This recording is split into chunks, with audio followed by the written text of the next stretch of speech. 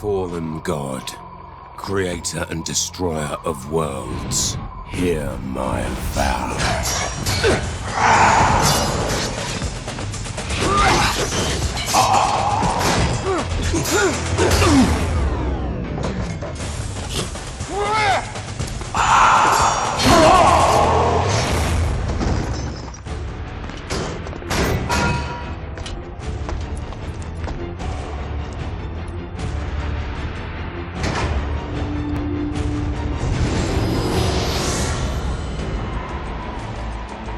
Hear my vow. My vow of defiance.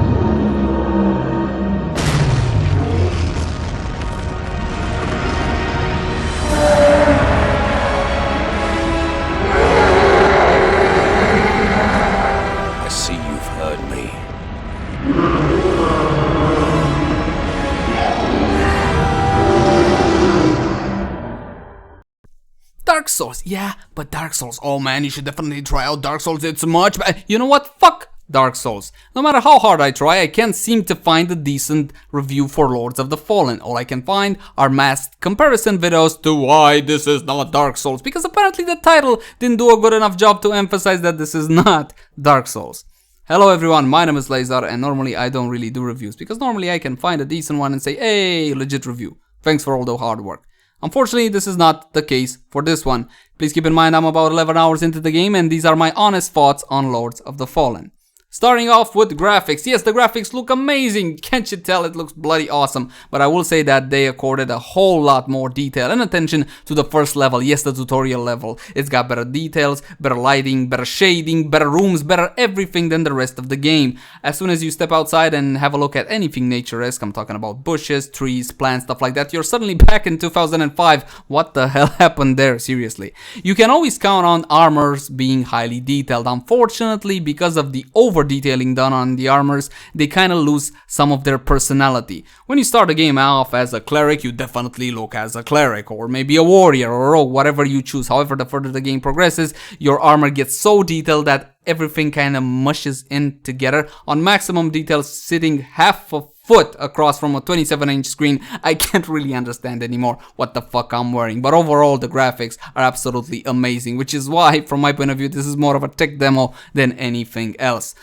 Since this is an RPG, we gotta talk about the storyline, the plot. Is it good? Is the actual story good? And will it keep you going? No, no, and definitely no. Unfortunately, the storyline is done by a drunk monkey who got fed probably really rotten and old bananas. It makes no really bloody sense at all. And since I'm on the subject, who the hell did the animations for this thing? When you're in a conversation with somebody, the animations very rarely sync up. They're very jarring and overall really poorly done. The quality of the voiceover is fine. Too bad they're supported by such bad animations.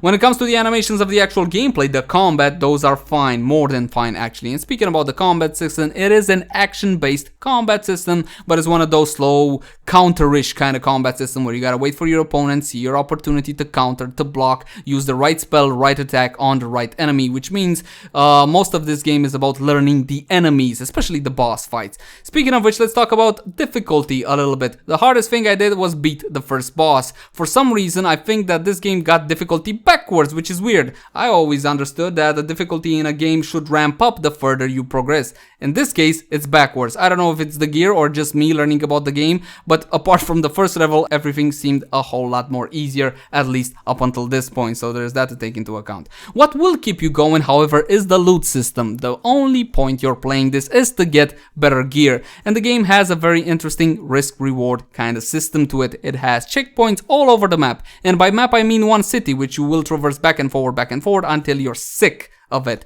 The more you use checkpoints, the more safer you will be, but the less better loot you will get. It has a multiplier system attached to how many times you save. So if you save more often, you will get less good loot. If you finish the game, you will get access to a new game plus, which will ramp up the difficulty. It will also allow you to unlock, from what I understood, an additional magic talent tree, so you can create all sorts of hybrid classes. There are free classes and free schools of magic you can choose at the start of the game, from a warrior, a rogue, a cleric, and free types of magic, which kind of sync up to the personality of the classes we already talked about.